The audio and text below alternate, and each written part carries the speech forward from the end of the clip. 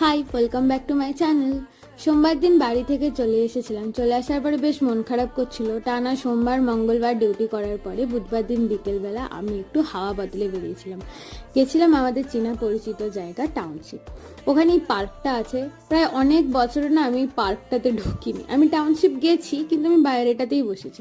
সেই কলেজ লাইফেই যেতাম, তারপর আর যাওয়া হয়নি। এখানে এসে এই ভিউটা আমি দারুণ এনজয় করেছি। আর এত সুন্দর ঠান্ডা হাওয়া দিচ্ছিল, মনটাও একদম ঠান্ডা হয়ে গেছিলো। এই দেখো, দূরে একটা জাহাজও দাঁড়িয়ে রয়েছে, আর আমি সেটা ফোকাস করে ভিডিওটা করছিলাম। এই নদীটাতে সবসময় জাহাজ থাকে, আর এগুলো দেখতেও বেশ ভালো লাগে। তারপর ওখান থেকে ফিরে চলে আসছিলাম আমাদের কোয়ার্টারে। এই রাতের রাস্তাটাও খুব ভাল লাগছিল আমার।